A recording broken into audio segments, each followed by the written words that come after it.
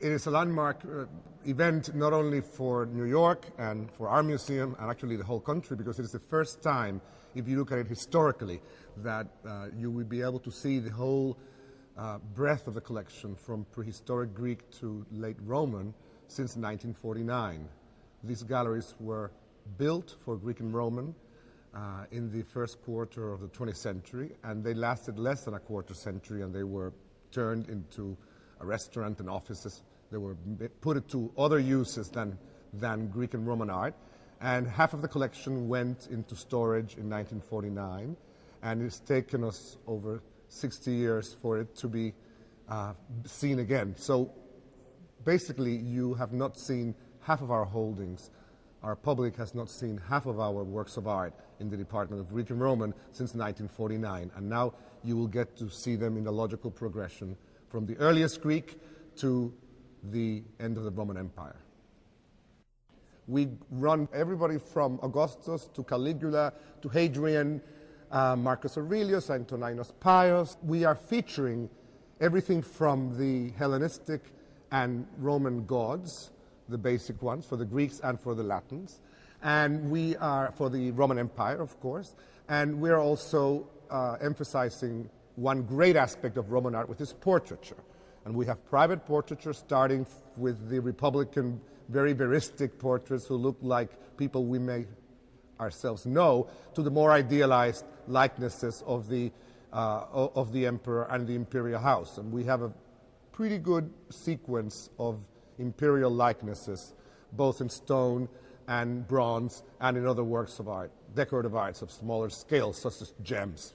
Lucius Verus, and of course we end with Constantine, one of our most notable portraits, one of our largest ones, colossal, 3-4 times life size, in the end of our late Roman gallery. The Metropolitan Museum is fortunate to have acquired in the first quarter of the last century, in the first quarter of the 20th century, two major sets of Roman frescoes, of wall paintings, architectural paintings, including one entire complete room, a cubiculum, a bedroom, from a villa in Boscoreale, dating to the last years, towards the end of the 1st century BC. And indeed, these sets of paintings are the best found anywhere outside of Italy.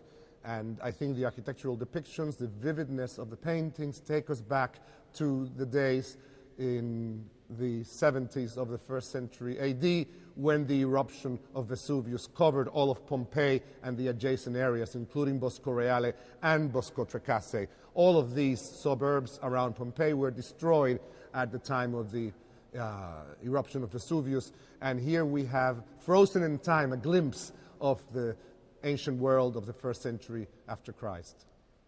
You can assume that more than half of what you will see in these new galleries has not been on view since the late 40s, because the galleries were closed and most of these objects were, entire categories as a matter of fact, were put in storage. Most of our glass, certainly all of our terracottas, many of our stuccos, of our decorative arts, our Roman sculptures, the large architectural sculptures actually were never shown. Only a handful of them. Now we can give you a selection which really mirrors the depth and the wealth of our holdings. It's completely comprehensive, without, I hope, being overwhelming.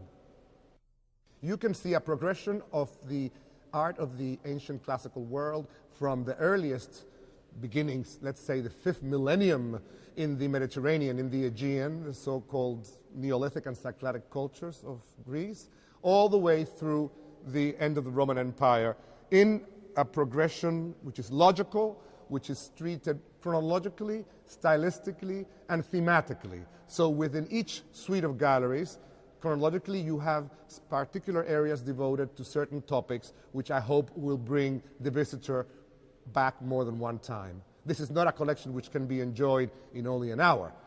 It is displayed in a way that is manageable for those who only may have an hour or two to survey our holdings, but it is also designed to draw you back into particular discussions, particular aspects of the collection, which we trust will detain you when you have the time and the inclination to come back.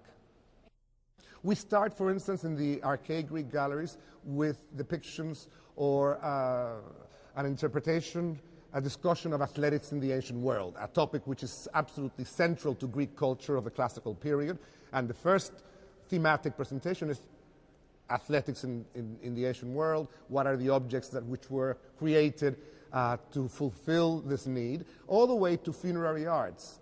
Which were the beliefs of the ancient Greeks about their burial customs, about their funerary religious representations. In other topics, we have more historical approaches. We talk about for instance, the Roman gods. We talk about Roman medicine, Roman myths and entertainment in the Roman Empire, whether it's gladiatorial games or whether it's entertainment in the Roman world.